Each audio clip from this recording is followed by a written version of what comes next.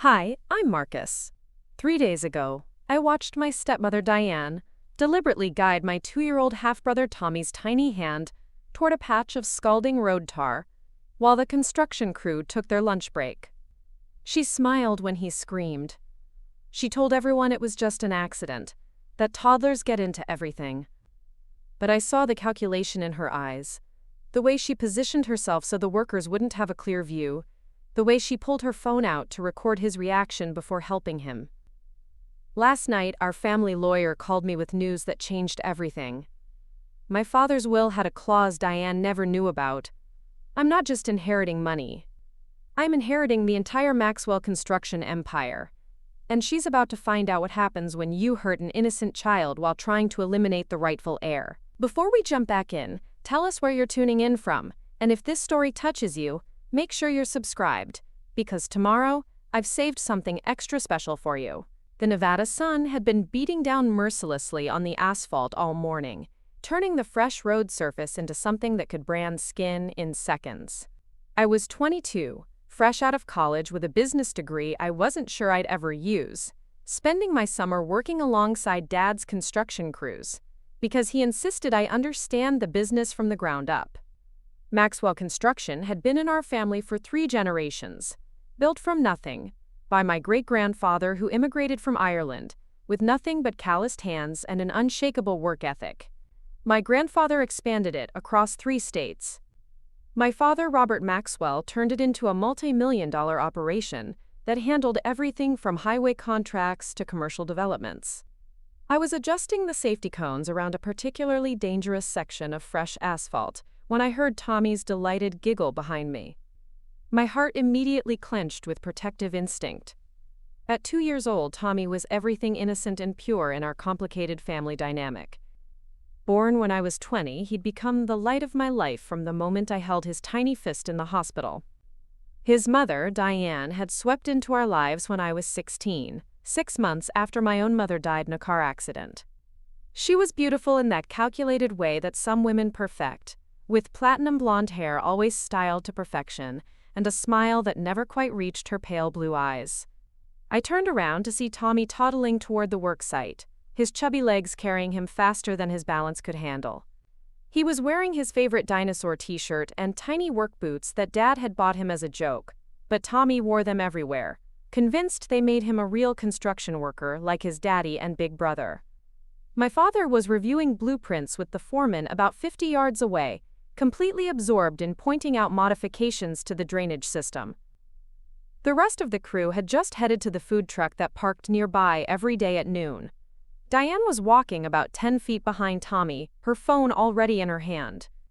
She wasn't calling out to stop him or hurrying to catch up.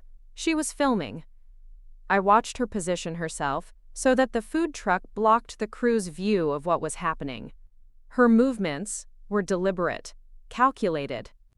She guided Tommy's direction with subtle shifts in her own position, like a sheepdog herding livestock, except she was herding an innocent toddler toward danger. Tommy's attention was completely captured by a yellow bulldozer parked near the fresh asphalt. He pointed at it with pure joy, babbling in his special language that only I seemed to understand perfectly. "Digger, big digger," he called out, his voice filled with the kind of wonder that only children possess.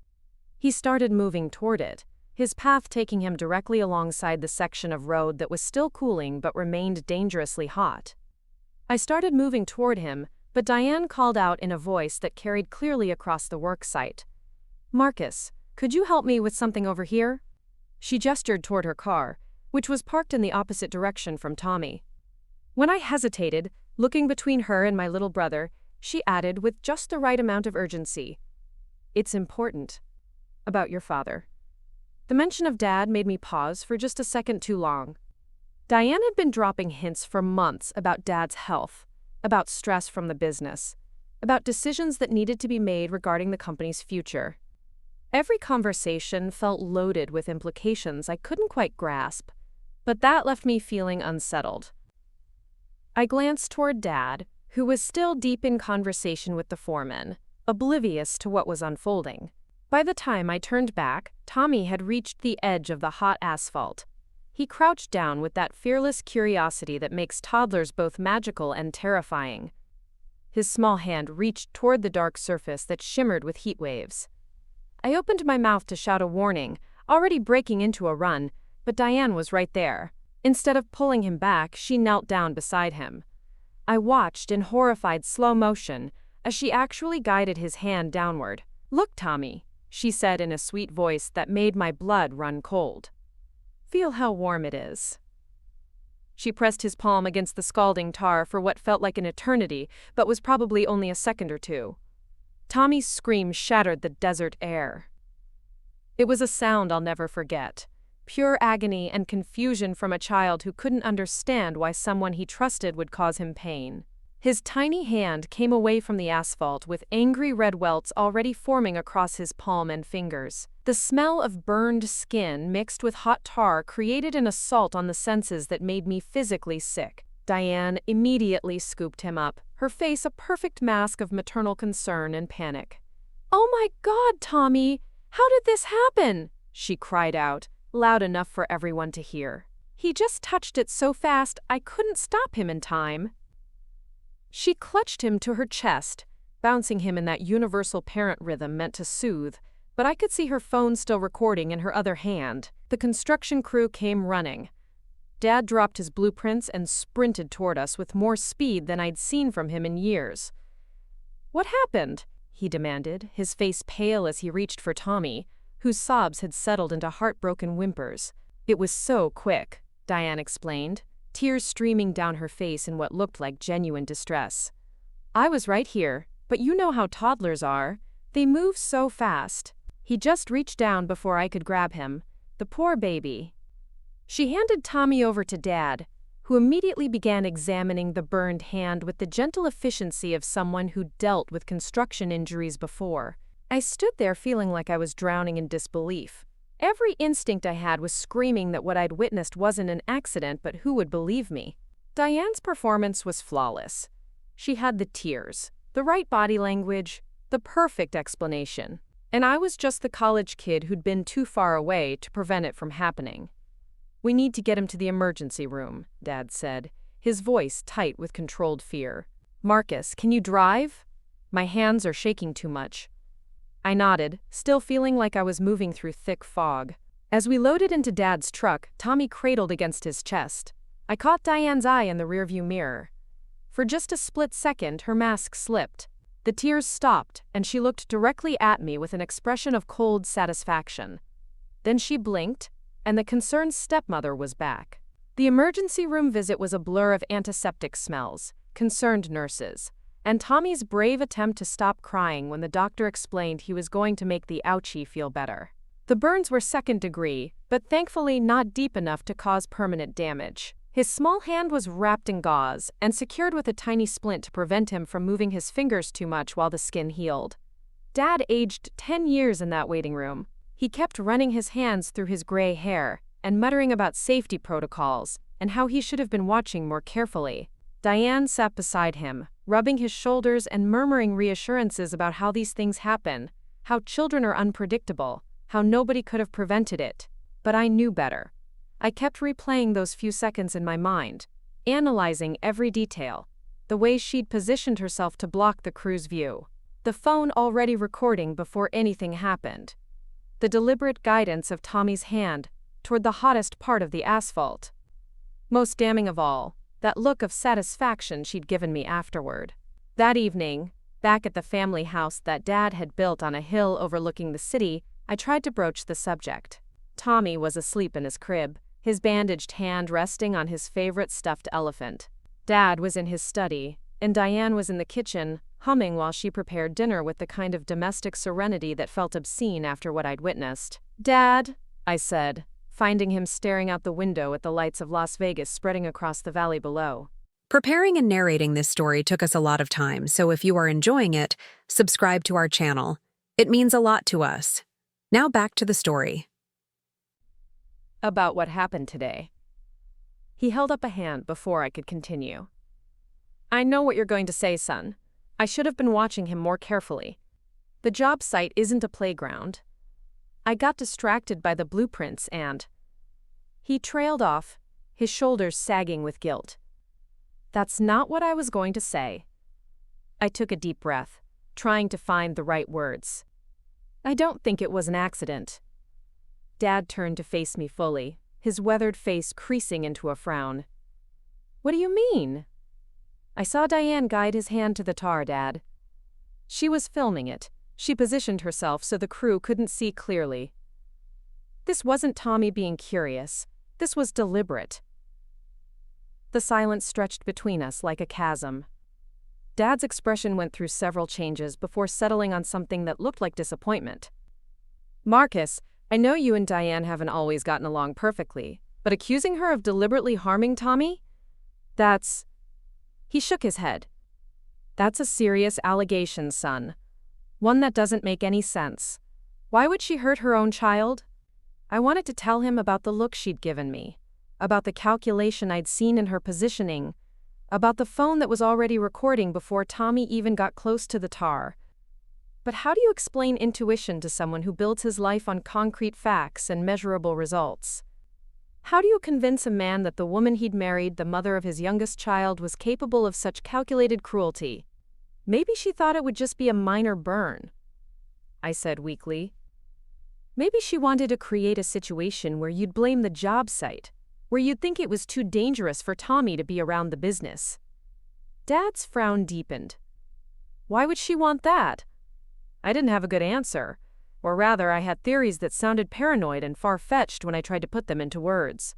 That maybe she was trying to drive a wedge between Dad and the construction business he'd devoted his life to building. That maybe she wanted him to sell the company and retire early, giving her more control over the family finances. That maybe she saw Tommy's presence at job sites as a threat to some larger plan she had in motion. I don't know, Dad. I just know what I saw. He was quiet for a long moment, studying my face with the same intensity he brought to examining structural blueprints. Finally, he sighed. Son, I think the stress of watching Tommy get hurt has gotten to you. It got to all of us.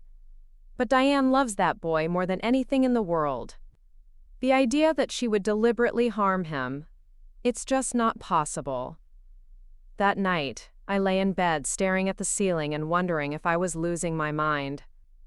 Maybe Dad was right.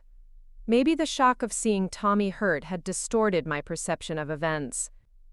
Maybe I was so predisposed to distrust Diane that I was seeing malice where there was only maternal panic and poor judgment. But then I remembered that look. That split second of cold satisfaction before she put her mask back on. That wasn't the face of a woman who just watched her child get hurt by accident. That was the face of someone whose plan had worked exactly as intended. The next few days passed in a strange suspended reality. Tommy's hand was healing well, though he cried whenever the bandages needed to be changed. Dad implemented new safety protocols at all the job sites, requiring that any family members wear bright safety vests and stay within designated areas at all times. He also hired additional safety officers to monitor compliance, turning what had been a family business with a relaxed atmosphere into something that felt more like a military operation. Diane played the role of traumatized mother perfectly. She hovered over Tommy constantly, jumping at every sound, refusing to let him out of her sight.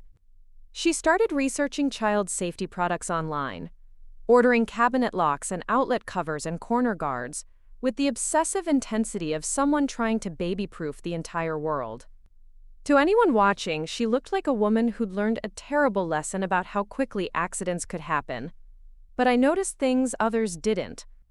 The way she watched me when she thought I wasn't looking, as if she was trying to gauge how much I suspected. The way she started inserting herself into conversations between Dad and me about the business, always steering the discussion toward how stressful the construction industry was, how dangerous the work could be, how maybe it was time for Dad to consider stepping back and enjoying life. Most telling of all was the way she started documenting everything. She took photos of Tommy's healing hand every day, keeping a detailed log of his recovery process. She researched lawyers who specialized in workplace accidents, bookmarking articles about liability and safety violations. When I asked her about it, she explained that she just wanted to be prepared in case there were any complications with Tommy's healing, or if insurance needed documentation. But something about her research felt more like preparation for a lawsuit than concern for Tommy's medical care. She was building a case, gathering evidence, constructing a narrative.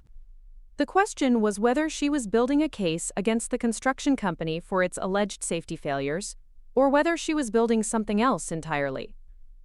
A week after the accident, I was helping Dad review safety compliance reports in his study when Diane knocked on the door.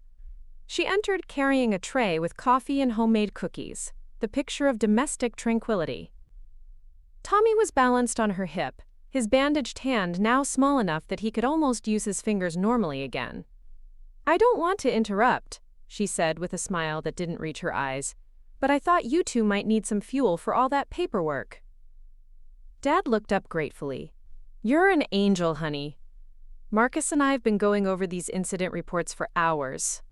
She set the tray down on Dad's desk, letting her hand linger on his shoulder in a gesture that managed to be both affectionate and possessive. "You work too hard, Robert. Both of you do. Maybe it's time to consider whether all this stress is worth it." I watched Dad's face carefully. There was something there, a flicker of consideration that hadn't been present before Tommy's accident. The idea of stepping back from the business, which would have been unthinkable a week ago, was starting to take root in his mind. "The business has been good to our family for 3 generations, Dad said slowly. "But maybe Diane has a point. Maybe it's time to think about what comes next." My heart started pounding. This was exactly what I'd feared, though I couldn't have articulated why at the time. There was something about the way Diane was steering this conversation, the way she was using Tommy's accident as leverage to push Dad toward decisions that would fundamentally alter the trajectory of our family legacy. "What do you mean, what comes next?" I asked, trying to keep my voice casual. Dad leaned back in his chair, looking older and more tired than I'd ever seen him. "Well, son, you've got your business degree now. You've worked on the crews, you understand the industry.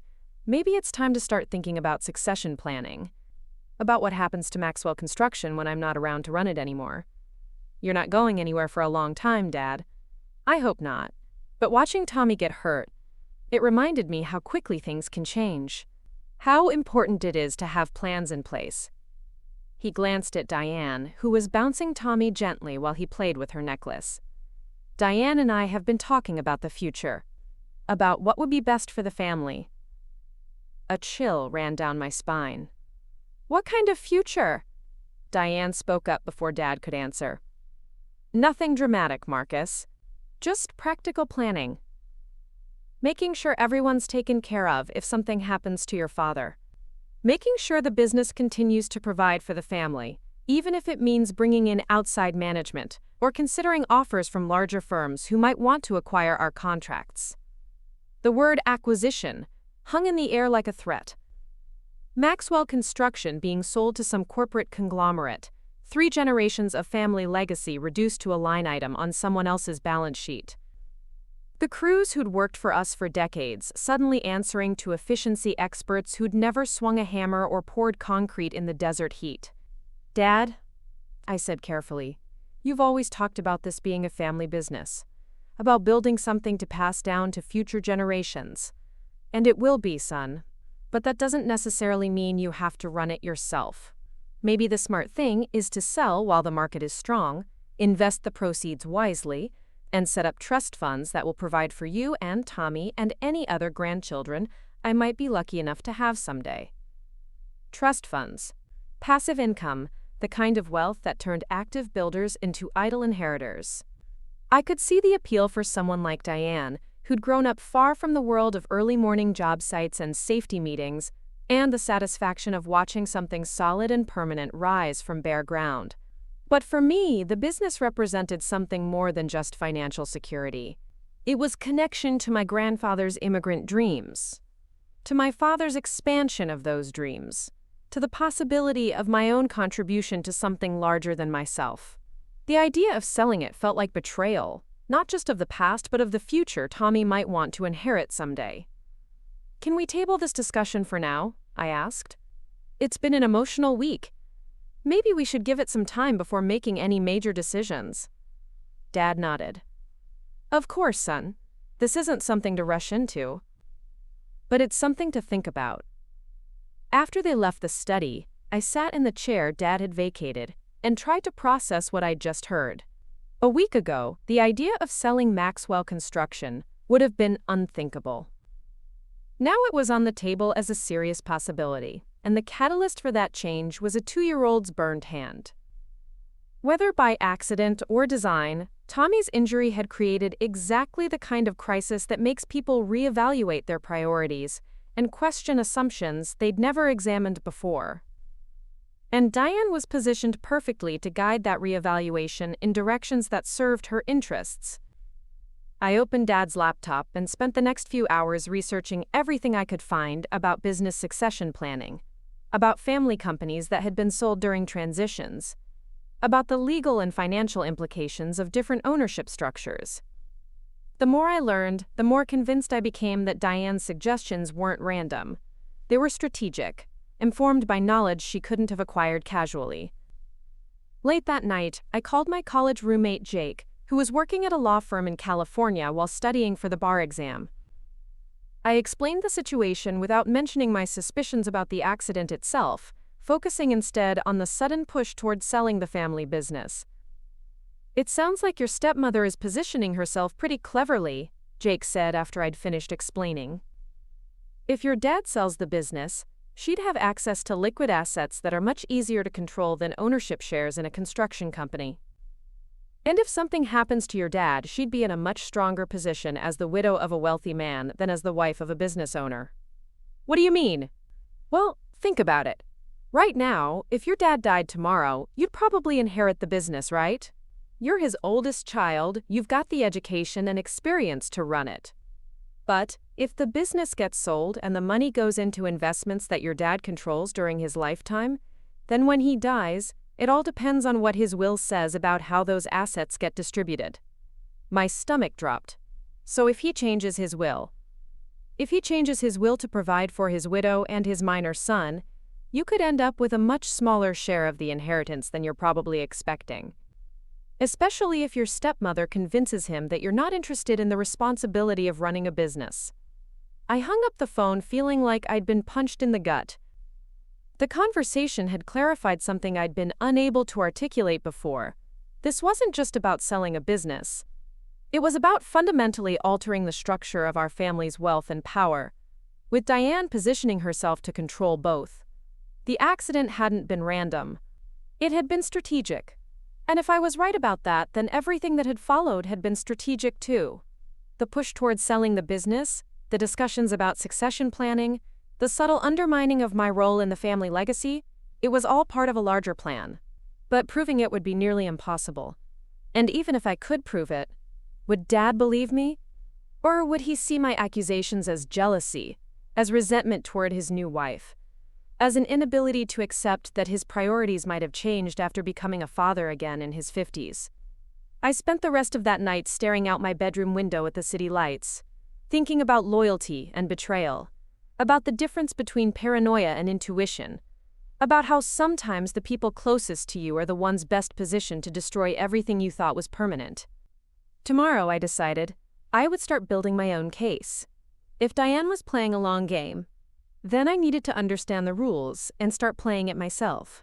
Because this wasn't just about money or business ownership anymore. It was about protecting my little brother from a woman who'd already proven she was willing to hurt him to achieve her goals.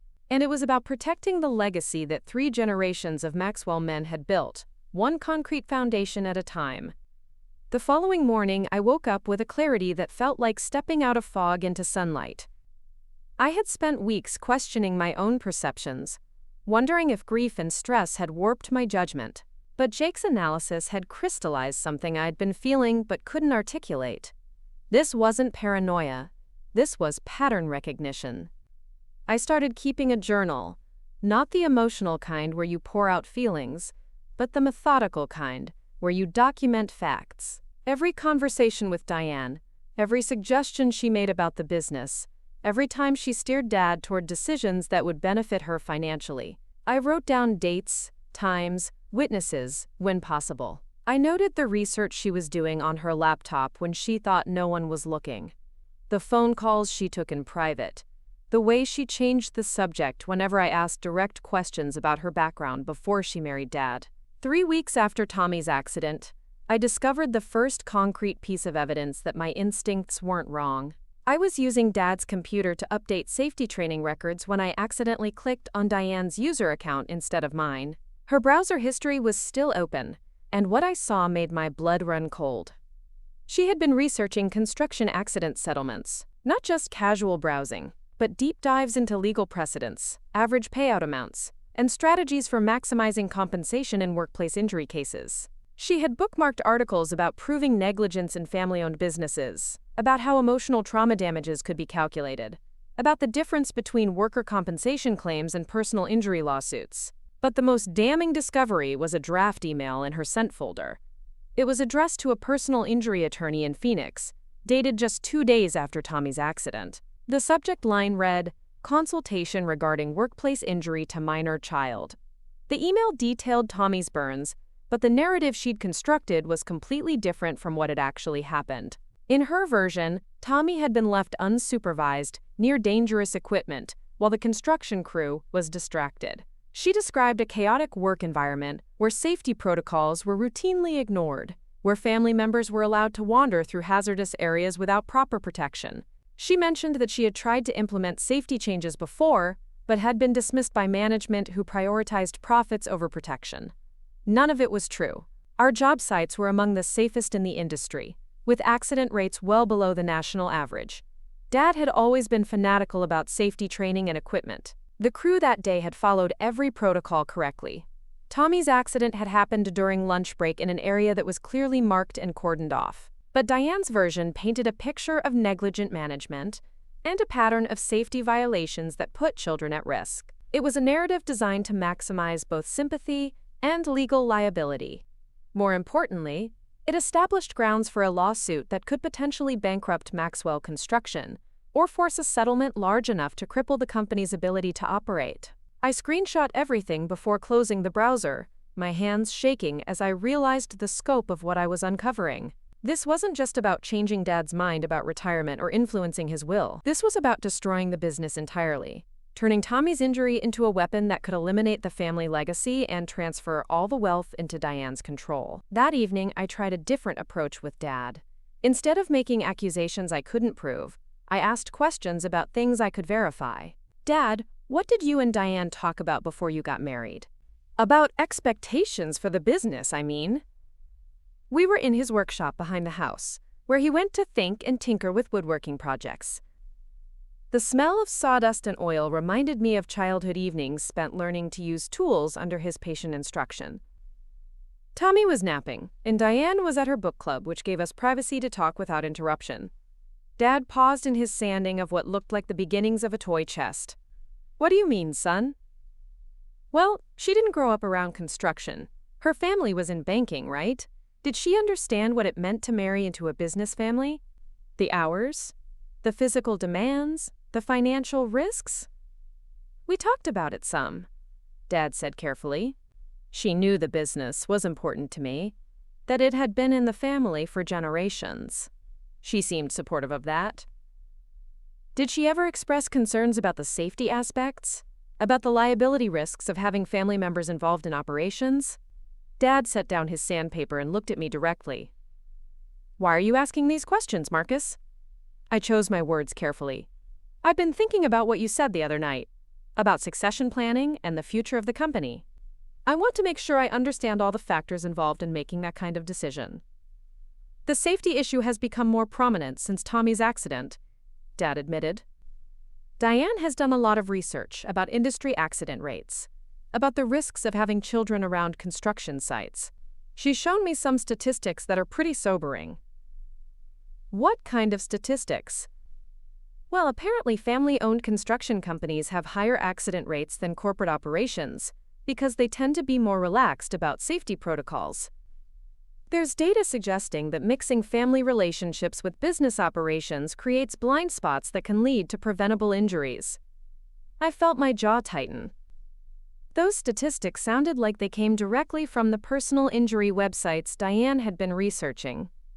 Dad, our accident rate has always been below industry average. You know that. I do know that. But Diane points out that it only takes one serious accident to destroy everything we've built. One lawsuit, one major settlement, and the business could be gone. Maybe it's time to get out while we're ahead. This was exactly what I'd feared. Diane was using carefully selected information to create a narrative of danger and liability that played on Dad's protective instincts while steering him toward decisions that would serve her financial interests. But how could I explain that without sounding like a jealous stepson who resented his father's new wife? Have you talked to our insurance company about these concerns? Or to other family business owners about how they manage these risks? Dad frowned. No, not specifically. Why? Maybe it would be worth getting some objective opinions before making any major changes. From people who understand our actual situation, not just industry averages. That's not a bad idea, Dad said slowly. Though Diane might be right that the smart move is to avoid the risk altogether by transitioning out of active operations. The conversation left me feeling more frustrated than enlightened. Diane's influence was working exactly as she'd planned. She was using partial truths and selective information to guide Dad toward conclusions that felt like his own decisions, but actually served her agenda. And she was doing it all while maintaining the appearance of a concerned wife who just wanted to protect her family. That weekend, Tommy's bandages came off permanently. His little hand had healed remarkably well, with only faint pink lines where the worst burns had been. The doctor said there would probably be no permanent scarring, that children's skin had an amazing capacity for recovery. Tommy himself seemed to have forgotten the incident entirely, back to his usual cheerful exploration of everything within reach. Diane threw a small celebration dinner, inviting Dad's business partner, his foreman, and a few family friends to mark Tommy's full recovery. She cooked Tommy's favorite mac and cheese, decorated the dining room with balloons, and made a speech about how grateful she was for everyone's support during a difficult time. It really makes you appreciate what matters most, she said, raising her wine glass toward the assembled group. Family, health, having the people you love safe and sound. Everything else is just details. The guests nodded and smiled, charmed by her grace under pressure and her devotion to her son. But I noticed how she caught Dad's eye when she talked about what mattered most, how she emphasized safety and protection over ambition and achievement. Even in celebration, she was reinforcing the narrative that had been slowly reshaping Dad's priorities since the accident. After dinner, while Diane was putting Tommy to bed, I found myself talking with Jim Patterson, Dad's business partner for the past 15 years. Jim had been my father's closest friend since college, the best man at both his first wedding to my mother and his second to Diane. If anyone would give me straight answers about the business and Dad's recent behavior, it would be Jim. Jim, can I ask you something off the record? We were standing on the back patio, watching the lights come on across the valley as the sun set behind the mountains. Jim was nursing a beer and looked relaxed in a way that suggested he might be open to honest conversation. Shoot, kid, what's on your mind? Has Dad talked to you about selling the company? Jim's expression shifted immediately from relaxed to concerned. He's mentioned it. Why? Are you worried about something specific? I'm worried about the timing. A month ago, selling Maxwell Construction would have been unthinkable. Now it's on the table as a serious option. The only thing that changed was Tommy's accident. Jim was quiet for a long moment, considering his response. Your dad's priorities have shifted since Tommy was born, he said finally. That's natural when you become a parent again later in life. Add a scary accident to the mix, and it makes sense that he'd be reevaluating what's important. But is selling the right answer? From a business perspective, I mean? Honestly? No. The company is more valuable now than it's ever been. We've got contracts locked in for the next 3 years, a reputation that opens doors other companies can't access, and a workforce that's loyal because they've been treated fairly for decades. If your dad wants to step back from day-to-day operations, there are ways to do that without selling everything. So why is he considering it? Jim glanced toward the house, as if checking to make sure Diane wasn't within earshot. Between you and me, Marcus, I think Diane is more concerned about the risks than the opportunities. She's shown me some research about family business liability, about how personal assets can be at risk if the company faces major lawsuits. From her perspective, selling might seem like the prudent thing to do. But from your perspective? From my perspective, the real risk is selling too early and leaving money on the table. But I'm not married to her, and I don't have a 2-year-old to worry about. Your dad has to make decisions that work for his whole family, not just the business. The conversation confirmed what I'd already suspected. Diane's research and concerns were driving Dad's thinking in ways that prioritized her security over the family legacy. But Jim's perspective also highlighted something I hadn't fully considered. Diane wasn't necessarily wrong about the risks of business ownership. She was just presenting those risks in a way that supported her preferred outcome. The question was whether her preferred outcome aligned with what was actually best for the family, or whether she was manipulating the situation to serve her own interests at everyone else's expense. And the more I learned about her research and planning, the more convinced I became that it was the latter. That night, I made a decision that would change the trajectory of everything that followed. I started my own research project, not about construction industry risks or family business succession planning, but about Diane herself. If she was playing a long game with our family's future, I needed to understand who she really was and what she really wanted. I began with public records searches, looking up her previous addresses, employment history, and any legal documents that might be available online. What I found was puzzling. Diane's background before she married Dad was surprisingly thin. She claimed to have worked in banking in California, but I couldn't find records of employment at any of the major firms in the cities where she said she'd lived. Her college transcripts showed a degree in business administration, but her grades were mediocre and her activities minimal. There were no professional certifications, no licenses, no evidence of the successful banking career she'd described to Dad during their courtship. Either she'd been remarkably good at keeping a low profile, or she'd been remarkably creative with the truth about her qualifications and experience. More troubling were the gaps in her residential history. There were 3-year periods where I couldn't find any record of where she'd lived or what she'd done for work. When I asked Dad about these gaps, he explained that Diane had traveled extensively in her 20s, working for international consulting firms that didn't maintain permanent U.S. offices. But when I tried to verify those employment claims, I hit dead ends. The company names she'd mentioned either didn't exist or had no record of employing anyone with her name. It was possible that she'd worked under a different name, or that the companies had been dissolved and their records lost. But it was also possible that she'd fabricated large portions of her professional background. The most disturbing discovery came when I found a court record from Arizona, filed just 6 months before Diane met Dad. She had been named as a defendant in a civil lawsuit brought by the estate of an elderly man named Harold Brennan. The lawsuit alleged that Diane had convinced Mr. Brennan to change his will in her favor while serving as his caregiver, and that she had isolated him from his family during the final months of his life. The case had been settled out of court, with no admission of wrongdoing on Diane's part. But the existence of the lawsuit suggested a pattern of behavior that made my suspicions about her motives feel less like paranoia and more like justified concern. If she had targeted one vulnerable man for financial exploitation, it wasn't unreasonable to think she might be doing the same thing to Dad. I spent hours reading through the court documents that were publicly available. The picture they painted was of a woman who had presented herself as a devoted caregiver while systematically undermining the elderly man's relationships with his biological family. She had convinced him that his children were only interested in his money, that they didn't visit because they didn't really care about him, that she was the only person who truly understood and appreciated him. Sound familiar? According to the lawsuit, she had encouraged him to make financial gifts to her while he was alive, ostensibly to help her with her own family emergencies.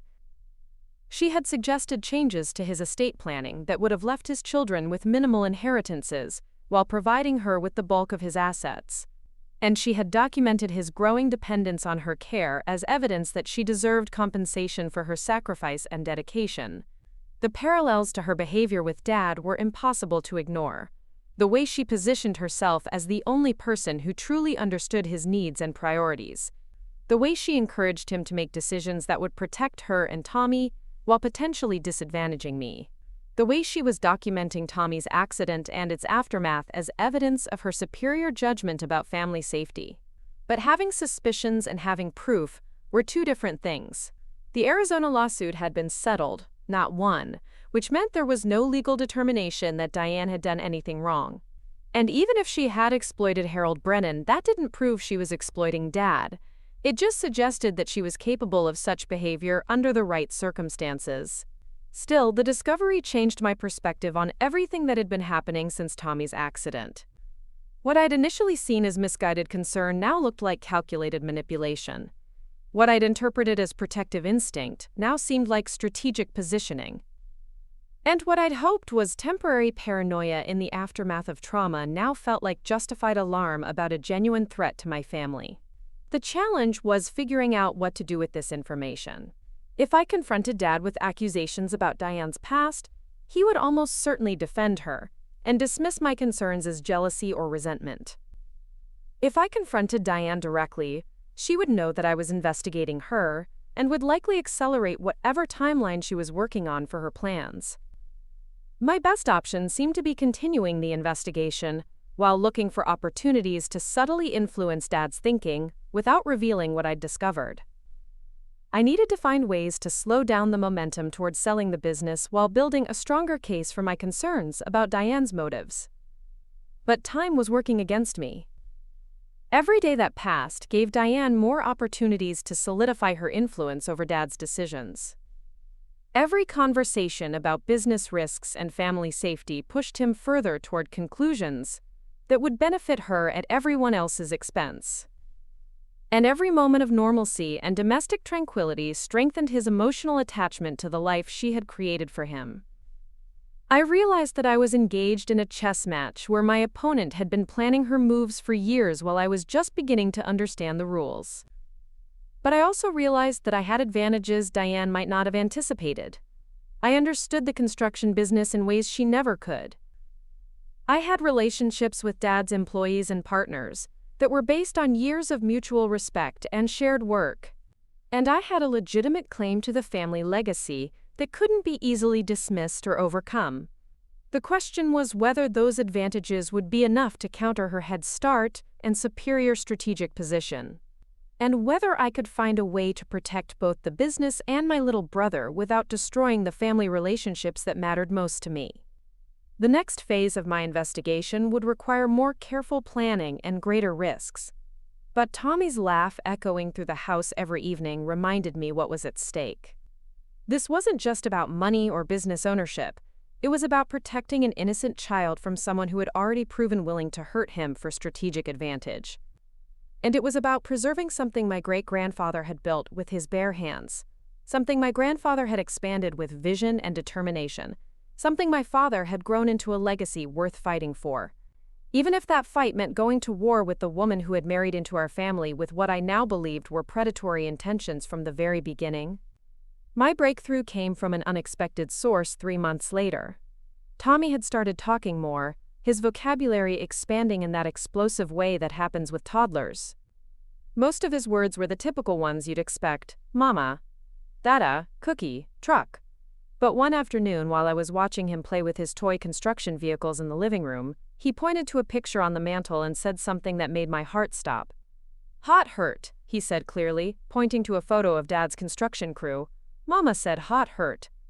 I knelt down next to him, trying to keep my voice casual.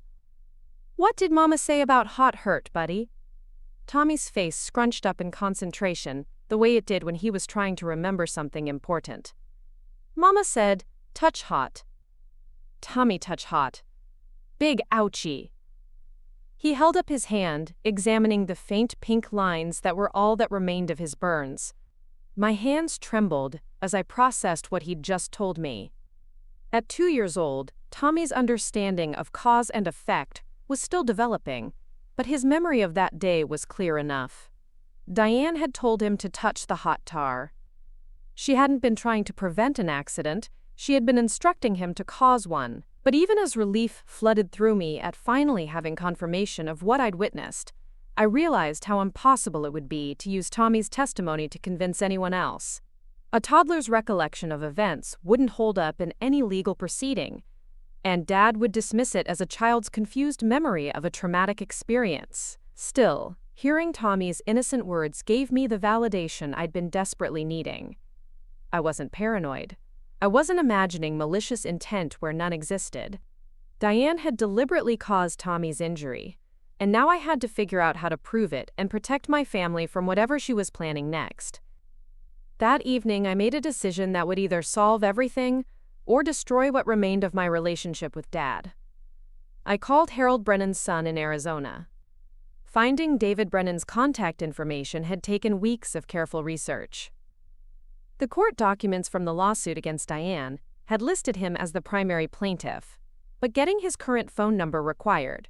Going through public records, social media searches, and eventually calling his former employer's HR department with a carefully constructed story about needing to reach him for a college reunion. When I finally reached him, David was understandably suspicious of a stranger calling to ask questions about his family's legal dispute with Diane. But when I explained who I was and why I was calling, his attitude shifted from defensive to concerned. "She married your father?" David's voice carried a mix of disbelief and alarm. "When?" "About 4 years ago. They have a 2-year-old son together." David was quiet for a long moment.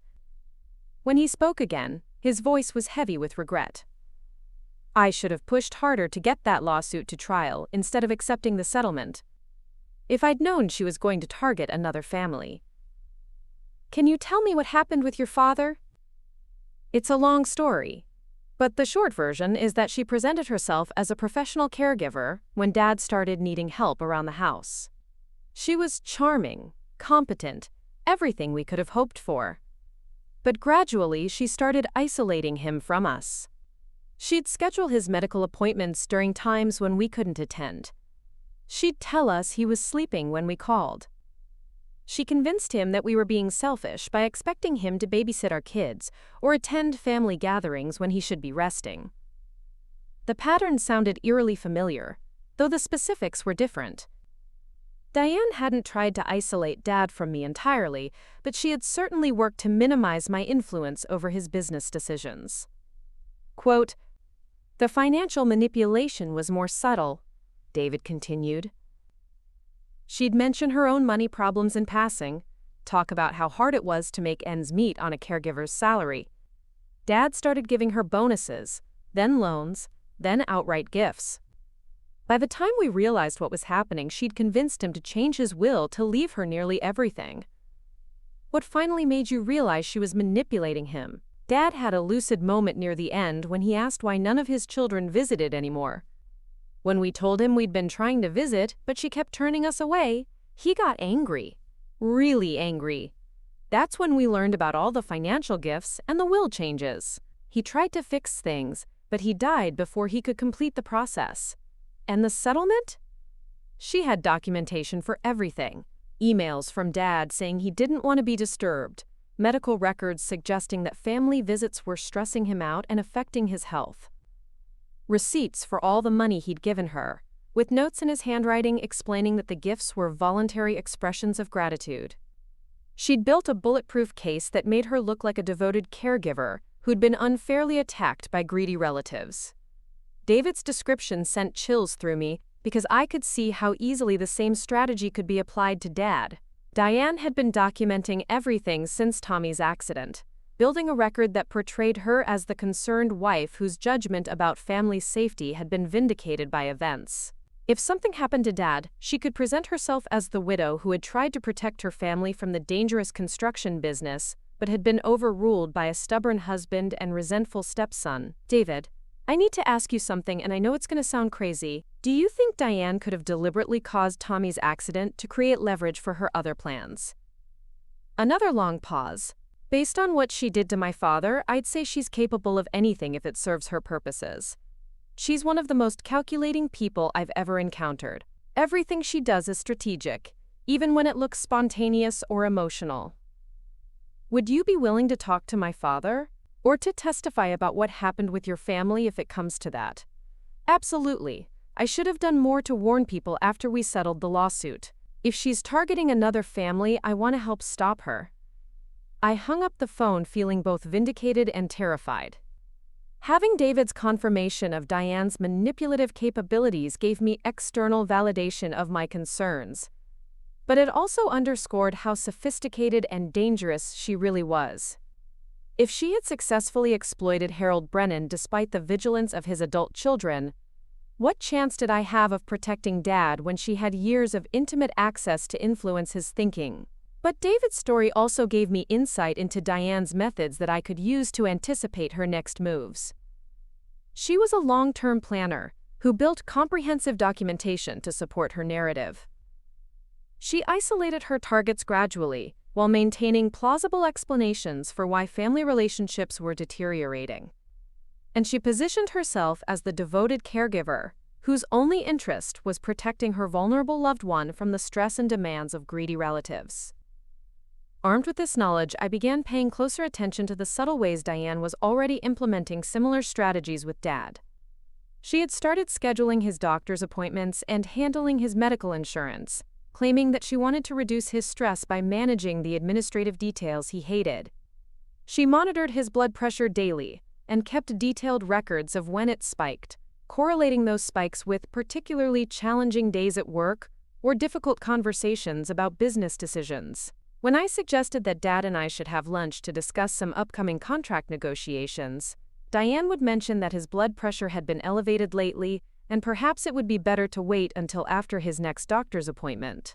When Jim Patterson called to discuss equipment purchases or staffing decisions, Diane would note how tired Dad seemed after those conversations and suggest that maybe Jim could handle more of the day-to-day operational decisions to reduce Dad's workload.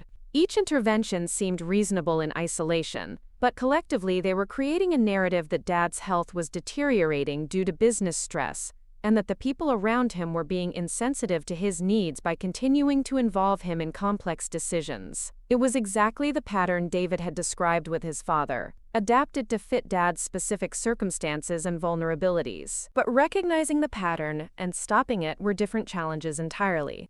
Unlike Harold Brennan, who had been elderly and increasingly dependent on care, Dad was still relatively healthy and actively involved in running his business. He wasn't ready to be relegated to a passive role, and his employees and partners weren't ready to exclude him from decision-making processes. This created an opportunity for me to start counteracting Diane's influence, but it also created risks. If I pushed too hard or moved too quickly, I could trigger a confrontation that would force Dad to choose between his wife and his son. Given his obvious happiness in his second marriage and his deep love for Tommy, I wasn't confident about which choice he would make.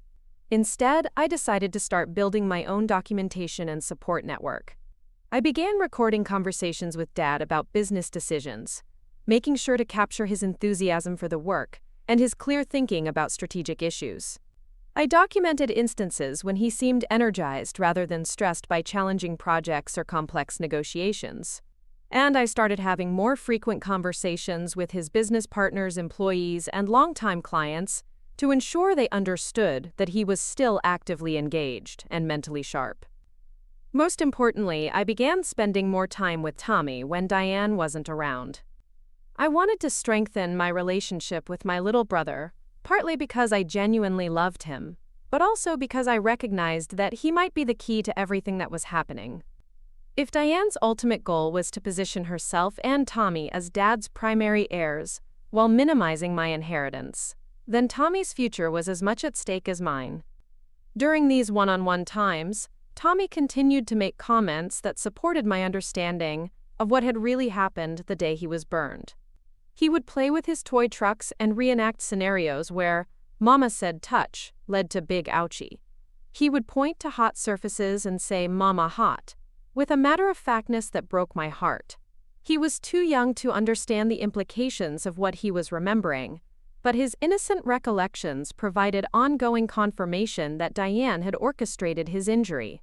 I also started teaching Tommy about construction safety, showing him how to identify dangerous equipment and situations, explaining why certain areas of job sites were off-limits, helping him understand the difference between safe exploration and dangerous behavior. Part of this was genuine concern for his well-being, but part of it was strategic preparation for a future where he might need to understand that not everyone who claimed to be protecting him actually had his best interests at heart. The third major breakthrough in my investigation came when I decided to hire a private investigator to look into aspects of Diane's background that I couldn't research on my own. Sarah Chen was recommended by Jake's law firm as someone who specialized in family law cases involving asset protection and fraud prevention. When I explained the situation to her, she immediately understood the potential scope of the problem. Financial predators who target family businesses are more common than most people realize, she explained during our initial consultation.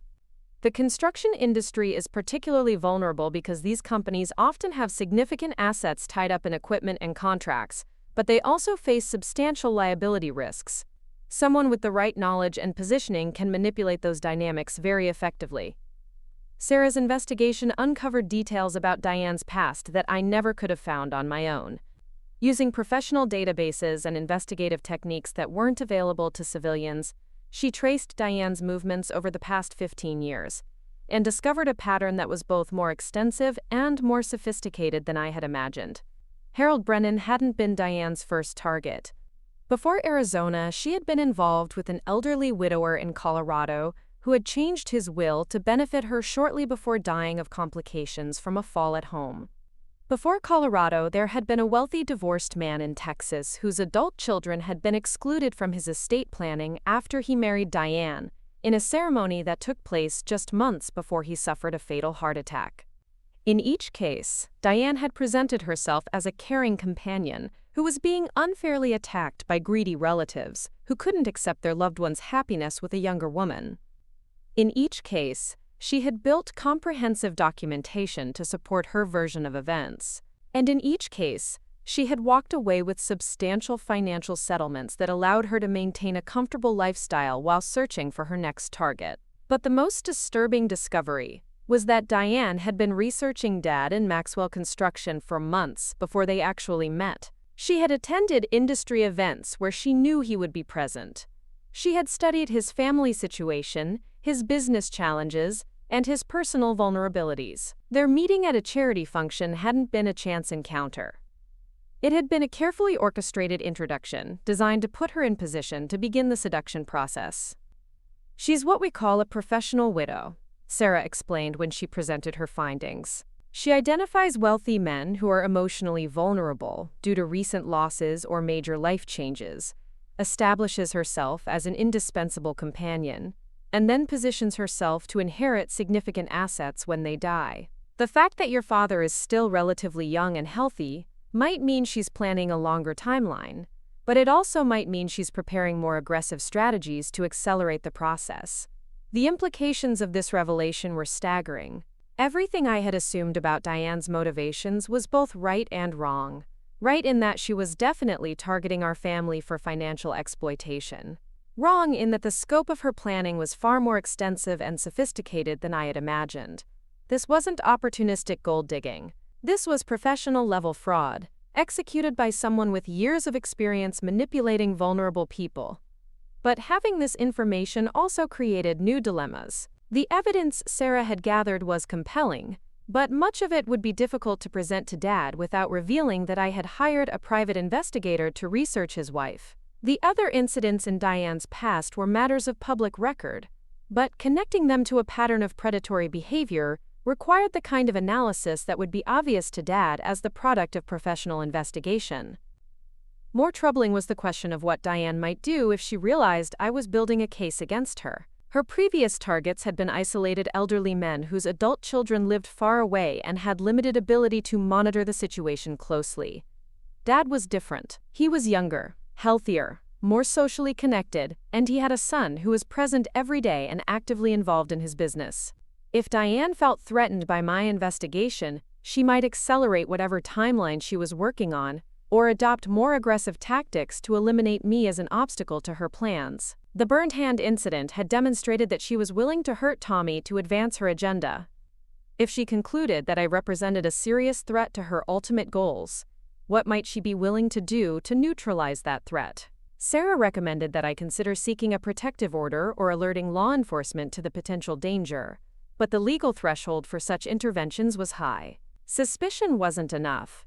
Even documented patterns of previous behavior weren't enough if there was no specific threat or evidence of criminal activity in the current situation. I would need either explicit proof that Diane was planning to harm someone, or evidence that she had already committed crimes that could be prosecuted under current jurisdictions. But the investigation had also revealed potential avenues for legal action that could protect the family assets, even if I couldn't immediately protect Dad from Diane's emotional manipulation.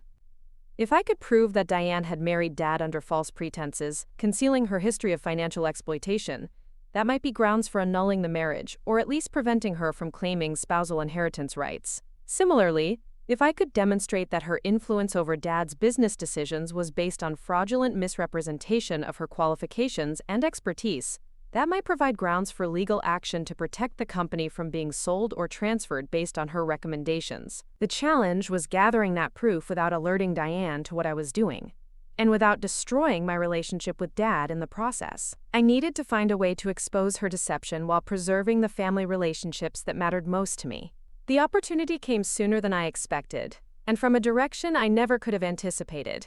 Dad had been working longer hours lately, partly because of several major contracts that required his personal attention, but partly because he was trying to finish projects ahead of schedule to create more family time.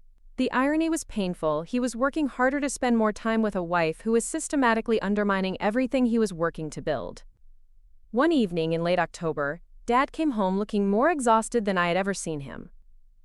His face was pale, and he seemed to be having trouble catching his breath after climbing the stairs from the garage.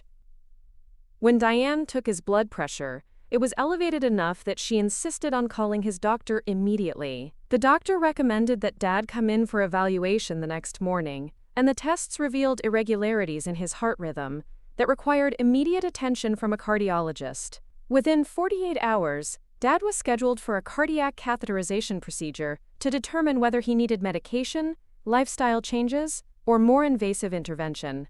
During the day Dad spent in the hospital for his procedure, I stayed home to watch Tommy while Diane accompanied Dad to his appointment.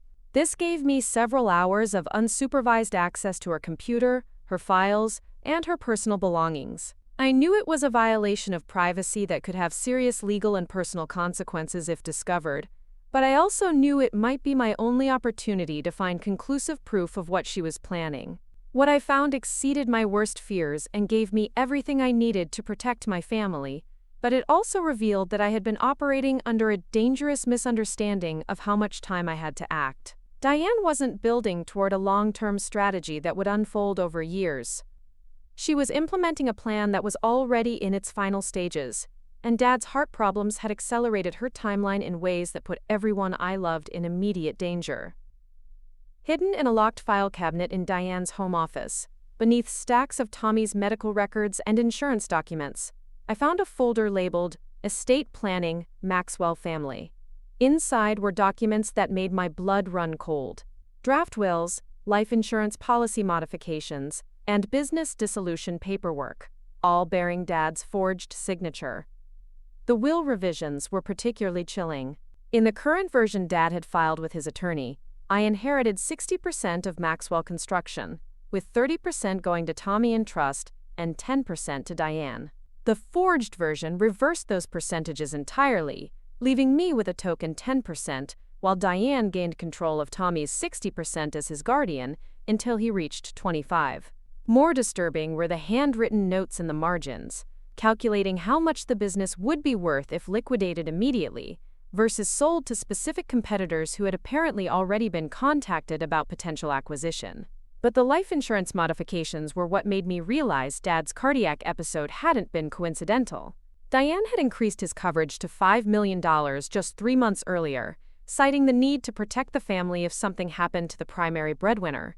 The application showed elevated stress markers and family history factors that would justify the large payout, but I recognized the symptoms described as matching Dad's recent behavior patterns that Diane herself had been documenting and potentially inducing.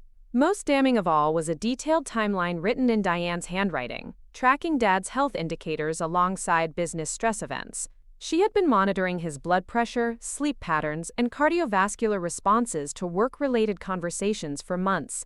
More than monitoring, she had been creating situations designed to trigger stress responses, then documenting those responses as evidence of his deteriorating condition. The timeline showed dates when she had deliberately scheduled multiple difficult conversations in single days, when she had accidentally mentioned financial concerns about Tommy's future during Dad's meals, when she had brought up tragic industry accidents right before his bedtime. Each entry correlated with elevated blood pressure readings and notes about his visible signs of stress and fatigue.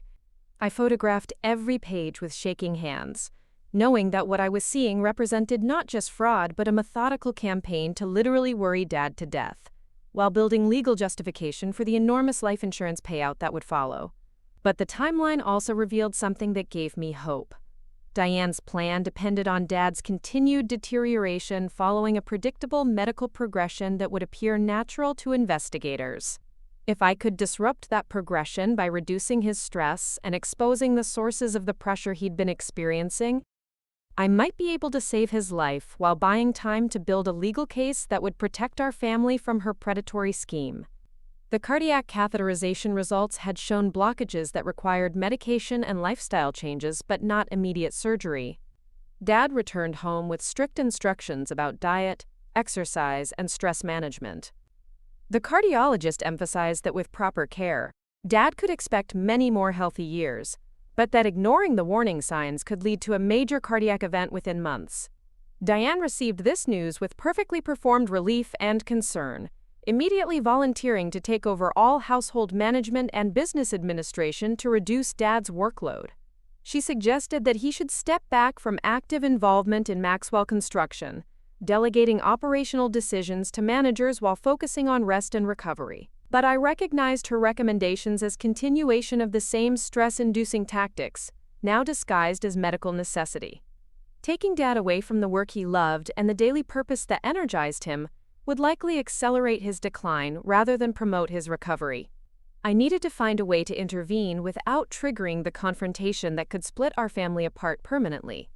My opportunity came when Dad's cardiologist recommended that he work with a cardiac rehabilitation specialist to develop a comprehensive recovery plan. Instead of allowing Diane to select the specialist, I volunteered to research options and coordinate the appointments. This gave me access to medical professionals who could provide objective assessment of Dad's condition and recovery needs, independent of Diane's influence. Dr. Patricia Hernandez, the rehabilitation specialist I chose, had extensive experience with business executives who struggled to balance career demands with cardiac health requirements. During Dad's initial consultation, she emphasized that complete withdrawal from meaningful work often proved more harmful than beneficial for patients who derived significant identity and satisfaction from their professional lives. The goal isn't to eliminate stress entirely, Dr. Hernandez explained to both Dad and Diane during a family conference. The goal is to manage stress effectively, while maintaining engagement with activities that provide purpose and joy. For many business owners, their companies represent decades of creative energy and personal investment. Forcing them to disconnect completely can trigger depression and anxiety that actually worsen cardiac outcomes. Diane's expression during this conversation was subtle but telling. She asked pointed questions about liability risks if Dad experienced cardiac episodes at work sites, about whether family members could be held responsible for enabling behavior that contradicted medical advice, about documentation requirements for insurance claims if his condition deteriorated. Dr. Hernandez addressed these concerns professionally but firmly. Mr. Maxwell's condition is manageable with proper medication and lifestyle modifications. There's no medical reason he can't continue working in a supervisory capacity, especially given his obvious passion for the business. The greater risk would be isolating him from his life's work during a period when he needs psychological stability and continuity. Following this consultation, I worked with Dr. Hernandez to develop a cardiac rehabilitation plan that actually increased Dad's involvement in strategic business decisions while reducing his exposure to operational stress. Instead of spending long days on construction sites in extreme weather, he would focus on project design, contract negotiations, and long-term planning from climate-controlled offices. Instead of handling crisis management and emergency problem-solving, he would delegate those responsibilities to managers while maintaining oversight of the bigger picture. The plan also included regular exercise that could be integrated into his workday, stress management techniques that would help him process business challenges more effectively, and nutritional guidelines that were compatible with business meals and job site schedules. Rather than treating his career as an obstacle to his health, Dr. Hernandez helped him restructure his professional life to support his recovery while maintaining his sense of purpose and identity. Dad embraced this approach with enthusiasm that I hadn't seen since before Tommy's accident. He started arriving at the office earlier and staying later, but his days were filled with strategic thinking and creative problem-solving, rather than crisis management and physical labor. His blood pressure stabilized, his energy levels improved, and his mood became noticeably more positive as he rediscovered the aspects of business ownership that had originally drawn him to the construction industry. But Diane's reaction to Dad's improvement was not what a loving wife's should have been. Instead of celebrating his recovery, she seemed frustrated by his renewed energy and engagement. She began questioning Dr. Hernandez's recommendations, researching alternative cardiac specialists who might provide more conservative guidance, and documenting instances when Dad's work activities seemed to cause temporary elevations in his blood pressure or heart rate. More concerning were the subtle ways she began sabotaging his recovery efforts. She would prepare meals that violated his dietary restrictions, claiming she had forgotten the guidelines or misunderstood the requirements. She would interrupt his afternoon rest periods with urgent household issues that couldn't wait until evening. She would schedule Tommy's activities during times when Dad was supposed to be exercising, creating guilt conflicts between his health needs and his desire to spend time with his son. Each of these sabotage efforts was individually minor and appeared accidental or well-intentioned. But collectively, they created patterns of disruption that prevented Dad from achieving the consistent routine that Dr. Hernandez had identified as crucial for his long-term recovery. I began countering these disruptions by taking more active responsibility for Dad's care coordination. I learned to prepare heart-healthy meals that met his nutritional requirements, created backup plans for his exercise routine that didn't depend on specific timing, and developed strategies for protecting his rest periods from unnecessary interruptions. But most importantly, I started documenting Diane's sabotage efforts with the same methodical attention to detail that she had used to document Dad's stress responses. I photographed the inappropriate meals she prepared, recorded the timing and nature of her interruptions during his rest periods, and tracked correlations between her behavior and Dad's setbacks in his recovery progress. This documentation served two purposes. It provided evidence of her deliberate interference with his medical care, which could be crucial for any future legal proceedings. But it also helped me anticipate her sabotage efforts and develop strategies to minimize their impact on Dad's health. The breakthrough moment came during a family meeting that Diane called to discuss Dad's, quote, continued health concerns and the need for more aggressive intervention to protect his well-being. She had scheduled this meeting without consulting me, inviting Dad's business partner Jim, his attorney Richard, and his accountant to discuss transitioning him away from active business involvement. Diane opened the meeting by reviewing Dad's cardiac episode and presenting her research about the risks of continued work-related stress for heart patients. She had prepared charts showing correlation between business activities and Dad's elevated blood pressure readings, documentation of sleepless nights when he worried about major contracts, and examples of physical symptoms that appeared when he dealt with challenging personnel or financial issues. I know Robert loves the business, she said, her voice breaking with perfectly performed emotion. But I can't stand by and watch it kill him. We have a 2-year-old son who needs his father to be alive and healthy.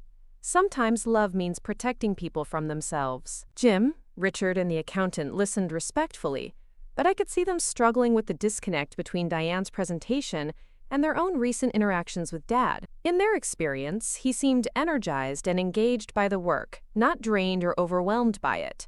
His decision-making remained sharp, his strategic thinking was as clear as ever, and his enthusiasm for challenging projects had returned to levels they hadn't seen in months. When Diane finished her presentation and asked for their recommendations about transitioning Dad away from business operations, The room fell silent. Finally, Jim spoke up with careful diplomacy. "Diane, I appreciate your concerns about Robert's health, and obviously his well-being is more important than any business considerations. But I have to say, from my perspective, he seems to be thriving with the new arrangement Dr. Hernandez recommended. His engagement level is higher than it's been in months, and his judgment on strategic issues has been excellent." Richard nodded in agreement. "The legal work we've done together recently has been some of his best thinking. He seems focused and energized, not stressed or overwhelmed. I had prepared for this moment by bringing my own documentation to the meeting. While Diane had focused on correlating Dad's health symptoms with business activities, I had been tracking correlations between his symptoms and other factors in his environment. I'd like to show you some additional data," I said, opening my laptop and connecting it to the conference room display. "I've been tracking Dad's blood pressure and stress indicators just like Diane has, but I've been looking at different variables." The charts I presented showed clear patterns that contradicted Diane's narrative. Dad's highest blood pressure readings correlated not with challenging business decisions or demanding workdays, but with specific types of domestic stress. His worst sleep patterns occurred after evenings when Diane brought up financial concerns about Tommy's future or discussed tragic accidents she'd read about in industry publications. His most severe fatigue followed days when she had interrupted his planned rest periods multiple times for household emergencies. Most revealing were the comparisons between his physiological responses during different types of activities. High-stakes contract negotiations that Diane identified as dangerous stressors actually showed lower blood pressure readings than family dinner conversations, where she discussed safety concerns about the construction industry. Challenging problem-solving sessions with his engineering team produced better sleep quality than evenings spent listening to Diane's research about cardiac risk factors for business owners. What this data suggests, I explained to the group, is that Dad's stress responses are being triggered more by anxiety about his health condition than by the work activities themselves. The more he focuses on being sick, the sicker he becomes. The more he focuses on meaningful work and positive challenges, the better his health indicators become. Diane's face went through several expressions as she processed this information. Surprise at seeing data she hadn't expected. Calculation as she evaluated how to respond to evidence that contradicted her narrative. And finally, anger barely disguised as concern as she realized that her carefully constructed case was being dismantled by her stepson.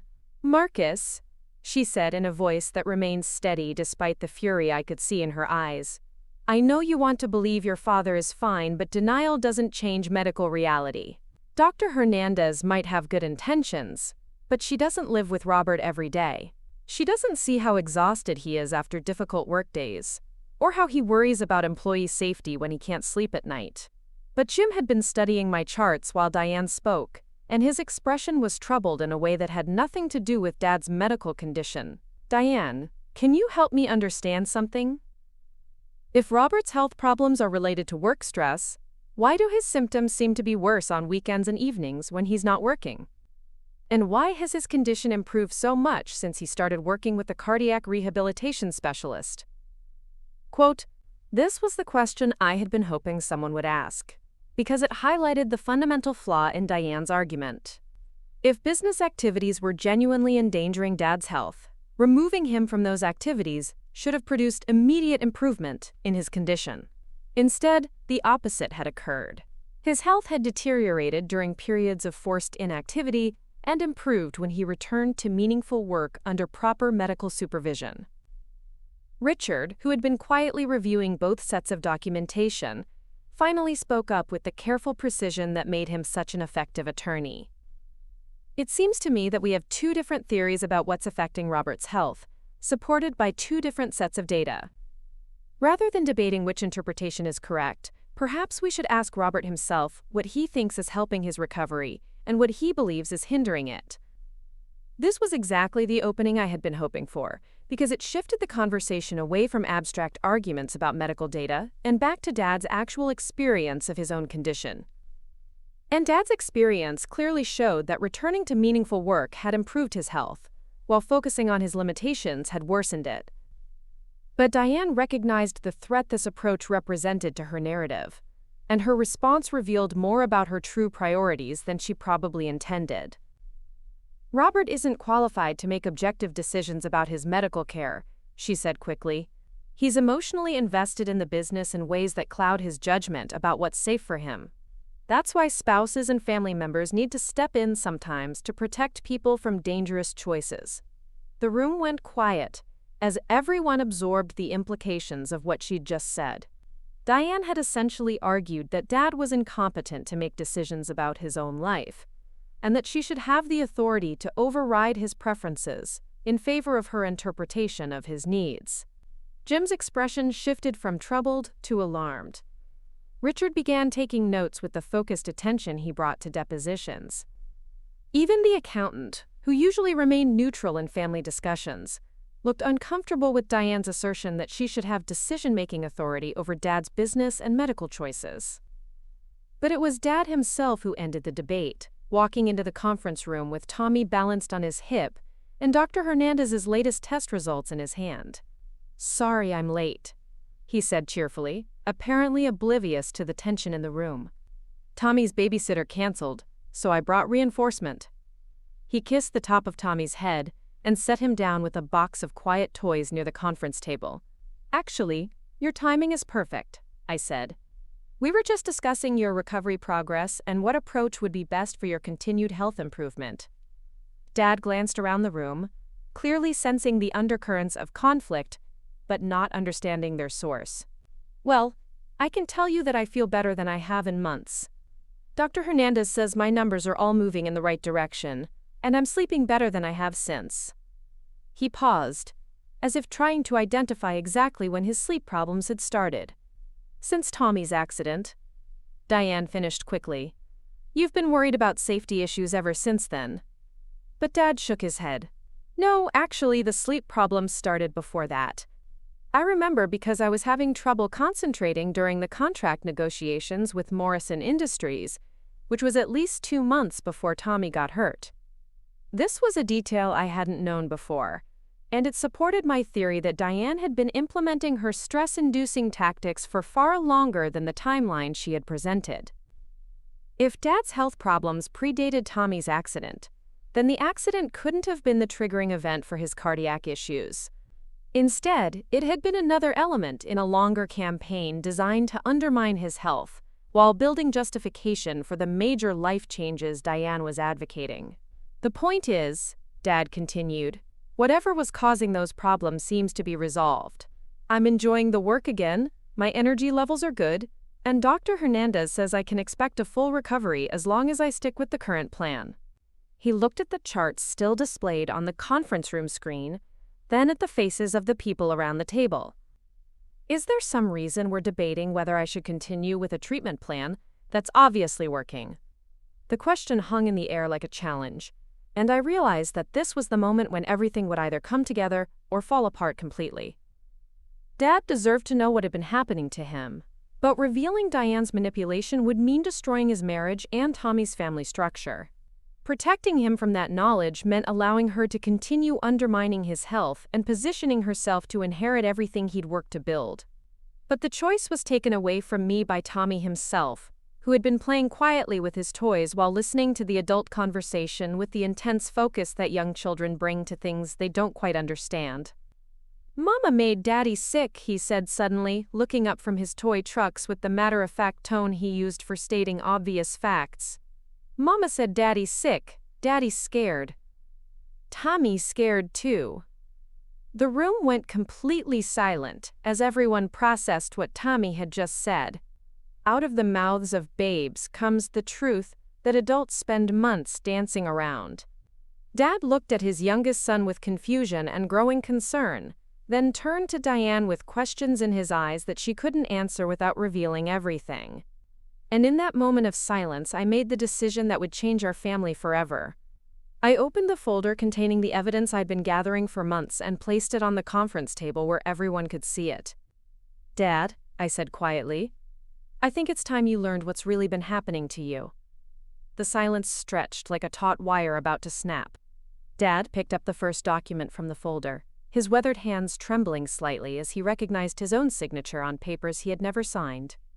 The forged will modifications lay open between us like an accusation, the altered percentages and beneficiaries stark in black and white. "I don't understand," he said quietly, his voice carrying the weight of a man watching his world shift beneath his feet. "These look like my signatures, but I never signed these documents. I never changed my will." Diane had gone completely still, her face a mask of careful neutrality that didn't fool anyone in the room. But I could see the calculations happening behind her eyes, the rapid assessment of how much I knew and what her best response strategy might be. "Robert," she said with perfectly modulated concern, "Marcus has been under a lot of stress lately. I think he might have gotten confused about some paperwork, or maybe—" "No." Dad's voice cut through her explanation with uncharacteristic sharpness. He was holding up the life insurance modification forms, comparing the signatures to his actual handwriting on other documents. "These are forgeries. Someone has been creating legal documents using my name without my knowledge or consent." Jim leaned forward to examine the papers, his expression growing darker with each page. As Dad's business partner for 15 years, he was intimately familiar with Dad's signature patterns and legal document preferences. "Robert, this handwriting analysis should be done by professionals, but even I can see inconsistencies in the pen pressure and letter formations. Someone spent considerable time practicing your signature before creating these documents." Richard was already pulling out his phone. "I'm calling the police. This is document fraud at minimum, possibly a larger financial conspiracy. We need to secure all the evidence before anything gets destroyed or altered." But I held up a hand to stop him. "Richard, before we involve law enforcement, I think Dad needs to understand the full scope of what's been happening. These forged documents are just part of a much larger pattern." Over the next hour, I walked Dad through everything I had discovered about Diane's past. The lawsuit in Arizona involving Harold Brennan. The similar cases in Colorado and Texas, where elderly men had died shortly after changing their wills to benefit women who disappeared immediately afterward.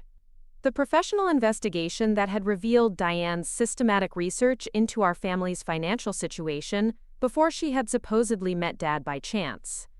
With each revelation, Dad's face grew paler and more strained. But he listened without interruption, occasionally asking for clarification or requesting to see specific pieces of evidence. Tommy had fallen asleep on the conference room couch, exhausted by the emotional tension, even though he couldn't understand its source. When I finished explaining the pattern of stress-inducing tactics designed to worsen Dad's cardiac condition, he sat in silence for several minutes. Finally, he looked directly at Diane with an expression I had never seen before. Not anger, not betrayal, but something deeper and more terrible. Disappointment in his own judgment. Grief for the relationship he had thought was real. "Is any of it true?" he asked her quietly. "Anything about who you are, or why you married me, or what you want for our family?" Diane's composure finally cracked. The mask of concerned wife and devoted mother slipped, revealing the calculating predator beneath. When she spoke, her voice carried none of the warmth and affection Dad had grown accustomed to over 4 years of marriage. "You were supposed to be different," she said with cold precision. "Older men are easier.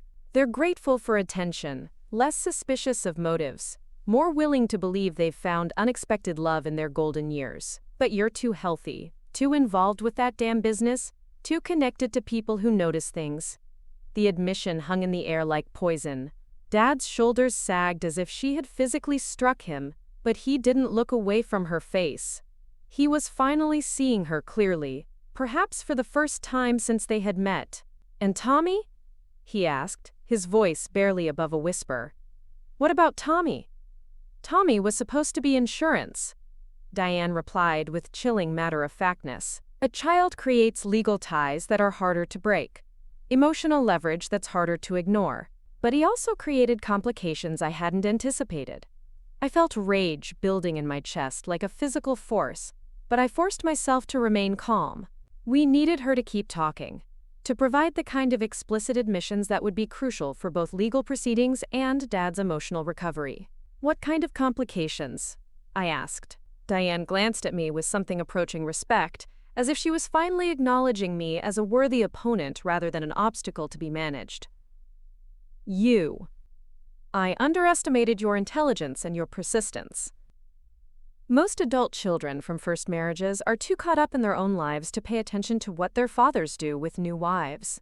They might resent the relationship, but they don't investigate it. So you decided to eliminate me from the inheritance entirely. I decided to neutralize your influence over Robert's decisions while positioning myself and Tommy as his primary beneficiaries. The business was always the key. As long as you had a claim to Maxwell Construction, you had leverage over the family's financial future. But if the business could be sold and the proceeds transferred into assets I could control as Robert's widow and Tommy's guardian, then your inheritance becomes irrelevant.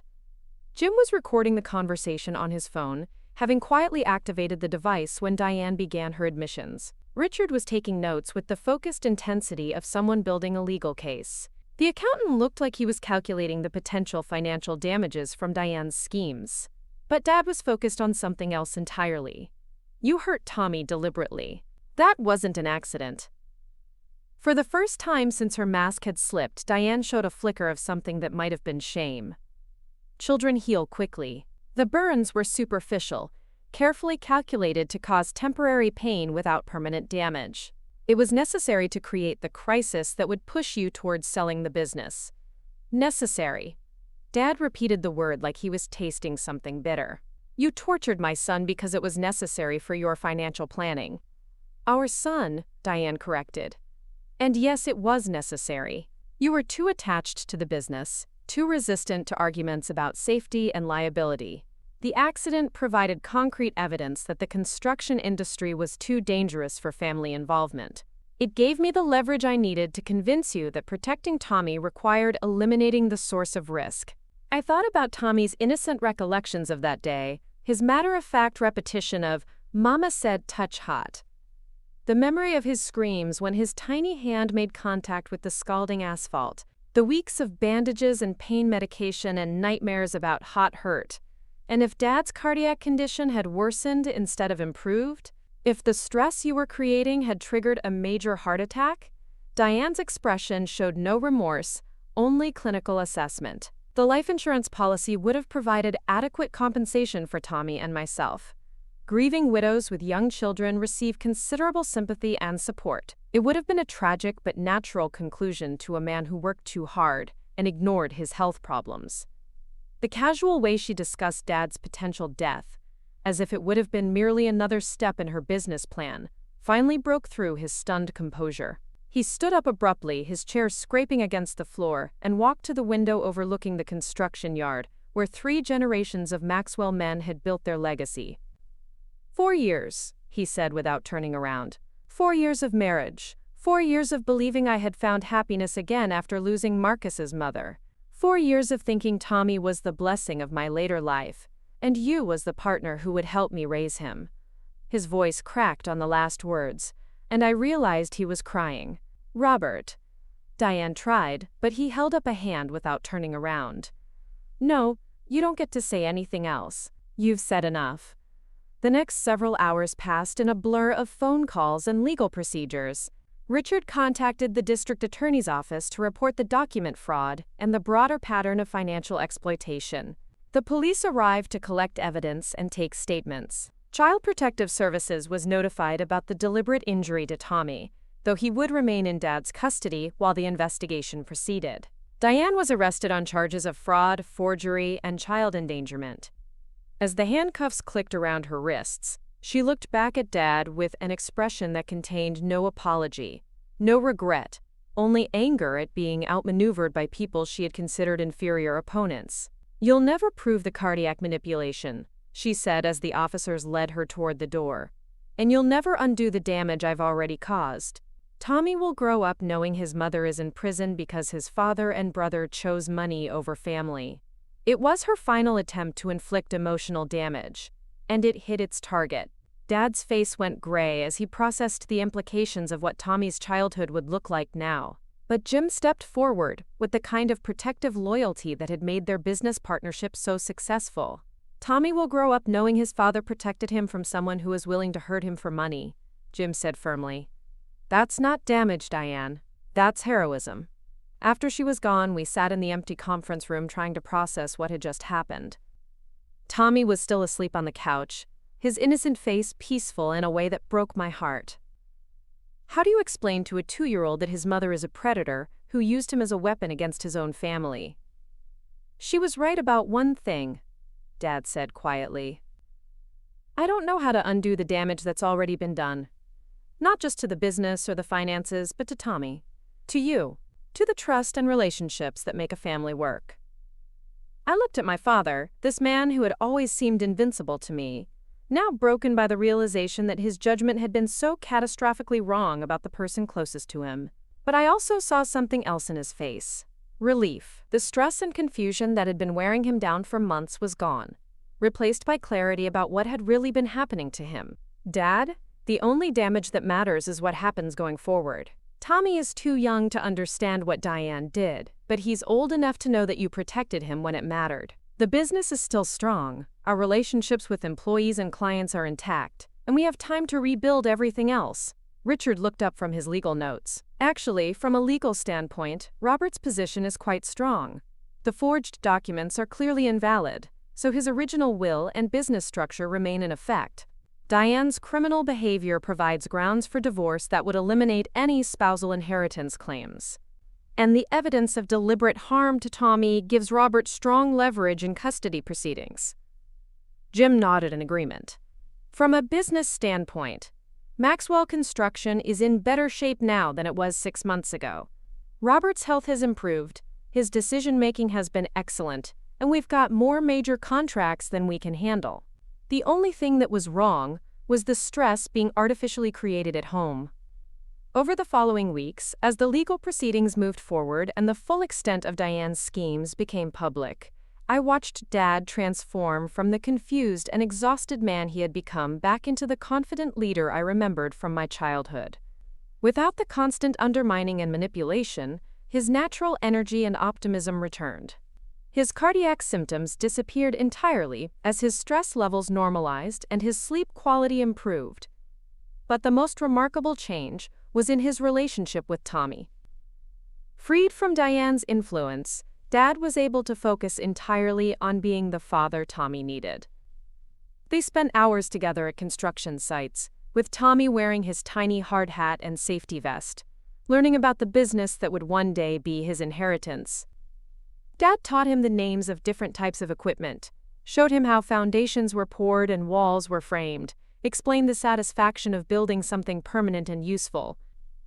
Tommy's memory of the hot tar incident began to fade, replaced by hundreds of positive associations with construction work and family legacy.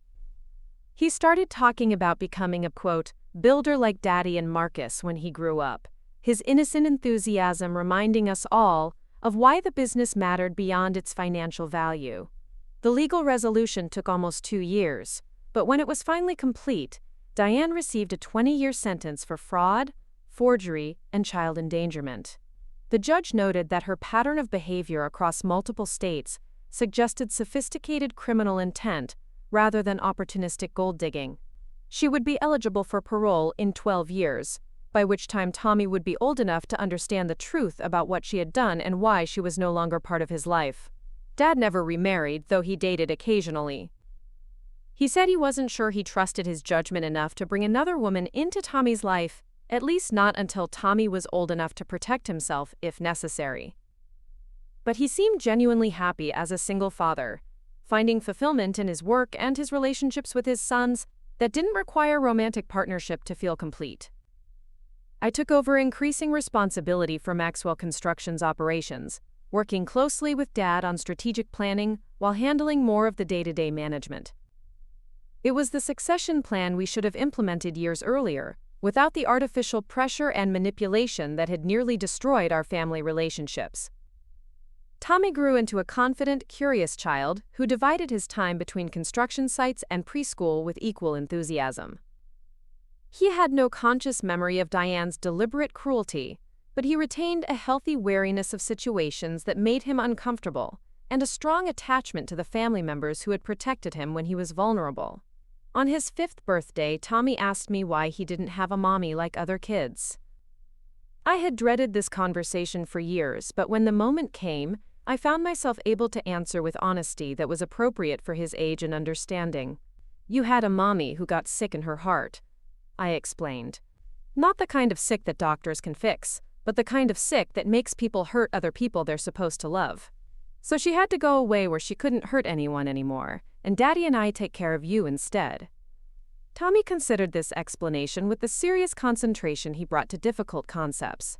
"But you and Daddy love me the right way," he said finally. "So I'm not sad about the sick mommy." "That's right, buddy, we love you the right way. And that's what matters." Looking back now, I can see that Diane's predatory scheme ultimately failed not because of my investigation or legal intervention, but because she underestimated the fundamental strength of family relationships built on genuine care rather than manipulation. She had successfully exploited other families where isolation and vulnerability made elderly men easy targets for her calculated charm.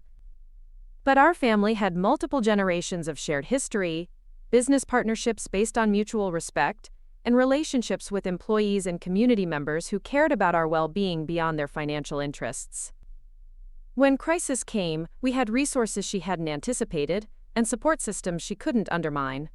More importantly, she had underestimated Dad's essential character. Even when she was successfully manipulating his emotions and decisions, she couldn't change the core values that had shaped his life. His love for his sons, his commitment to the family business, and his integrity in relationships remained strong enough to recognize truth when it was finally revealed. The construction business thrived in the years that followed, growing beyond anything my great-grandfather could have imagined when he started the company with nothing but determination and work ethic. We expanded into sustainable building practices, innovative construction techniques, and community development projects that created lasting value beyond simple profit. But the real measure of our success wasn't financial. It was the way Tommy grew up understanding that he was part of something larger than himself.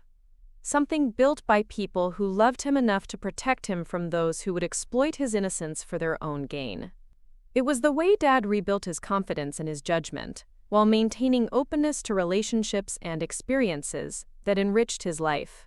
It was the way I learned to trust my instincts about people and situations, while developing the investigative skills and legal knowledge that could protect the people I loved. And it was the way our family emerged from a period of genuine danger stronger and more connected than we had been before the crisis tested our bonds. Tommy is 10 now, old enough to understand more of the truth about what happened during his early childhood. He knows that Diane deliberately hurt him to manipulate Dad, and that she went to prison for crimes against our family. But he also knows that he was protected by people who loved him, and that the experience taught all of us valuable lessons about recognizing and resisting those who would exploit our trust. He still wants to work in construction when he grows up, but he also talks about becoming a lawyer or investigator who helps other families in situations like ours. The trauma that was intended to make him vulnerable and dependent instead made him strong and aware, determined to use his experience to protect others who might face similar threats. Dad is healthy and engaged, working full-time at an age when many men have retired, because he found his way back to the work that energizes rather than drains him. His cardiac condition remains stable under proper medical supervision, and his stress levels stay manageable because he learned to distinguish between productive challenges and artificial pressures designed to undermine his well-being. I've never married, partly because Diane's deception made me cautious about romantic relationships, but mostly because my life feels complete with the responsibilities and relationships I already have. Building the family business while raising Tommy alongside Dad has provided the kind of purpose and fulfillment that doesn't require additional complexity. But I've also never stopped learning from the experience. I study financial fraud, family exploitation, and predatory behavior patterns, not out of paranoia, but out of preparation. If someone else tries to target our family or people we care about, I want to recognize the warning signs early enough to prevent damage, rather than repair it afterward. The most important lesson I learned is that love alone isn't protection. Diane was able to exploit Dad's love for her and for Tommy because love without awareness can be manipulated by people who understand emotional vulnerabilities better than their targets understand predatory behavior. But love combined with knowledge, vigilance, and support systems can create protection that's nearly impossible to overcome. Families who communicate openly, who verify important information independently, and who maintain relationships beyond their immediate household are much harder targets for financial predators than isolated individuals who depend entirely on partners for emotional and practical support. Tommy's inheritance is secure now, protected by legal structures that prevent any single person from gaining control over the family assets through manipulation or fraud. But more importantly, Tommy himself is being raised with the knowledge and skills he'll need to protect himself from people who might try to exploit him in the future. He understands that people don't always mean what they say, that financial relationships require verification and documentation, and that family loyalty works both ways. People who truly care about him will respect his boundaries and support his independent judgment. People who try to isolate him from other relationships or pressure him into decisions that benefit them more than him are showing warning signs that require careful evaluation. These aren't lessons any child should need to learn, but Tommy learned them in ways that made him stronger, rather than more fearful. He approaches new relationships with appropriate caution but not cynicism, trusting his instincts while remaining open to experiences that enrich his life. The construction business remains the center of our family's identity and financial security, but it's no longer the only thing that defines us. We've become advocates for family business protection, financial fraud prevention, and child safety awareness. We work with law enforcement agencies to identify patterns of predatory behavior, and we provide support for other families who discover they've been targeted by financial predators. Dad speaks at industry conferences about recognizing manipulation tactics designed to pressure business owners into premature succession decisions. I work with family business consultants to develop protective strategies that preserve wealth while preventing exploitation. Tommy, despite his age, participates in educational programs that teach children about personal safety and appropriate adult behavior. We've turned our painful experience into expertise that helps others avoid similar situations. It's a form of justice that goes beyond punishing Diane for her crimes. It creates positive outcomes that honor the strength we found during our darkest moments while preventing other families from enduring similar betrayals. The story could have ended differently. If I had been less persistent in my investigation, if Dad had been more isolated from business partners and friends, if Tommy had been older and more psychologically damaged by Diane's manipulation, we might have become another family destroyed by a financial predator's carefully planned scheme. But we survived and thrived because we had resources Diane couldn't anticipate and relationships she couldn't control. We protected each other when individual strength wasn't sufficient, and we found truth when individual perspective wasn't adequate. Most importantly, we learned that families aren't just biological relationships or legal structures. Families are the people who show up when crisis threatens, who put collective well-being ahead of personal convenience, and who fight to protect each other from those who would exploit their vulnerabilities. Tommy has that kind of family now, and he always will.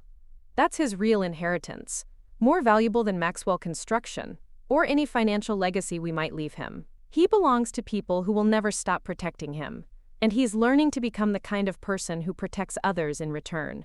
That's how predators like Diane ultimately lose, not just in courtrooms or prison sentences, but in the strength and connection they create in the families they try to destroy. Their victims become advocates, their targets become protectors, and their crimes become cautionary tales that prevent future exploitation. The hot tar that burned Tommy's hand was supposed to be the beginning of our family's destruction. Instead, it became the catalyst for discovering our true strength and building protection that will last for generations. That's the difference between people who exploit love and people who earn it. Exploitation creates temporary advantage but lasting damage. Real love creates temporary vulnerability but permanent strength. And in the end, strength always wins. Up next, you've got 2 more standout stories right on your screen. If this one hit the mark, you won't want to pass these up. Just click and check them out.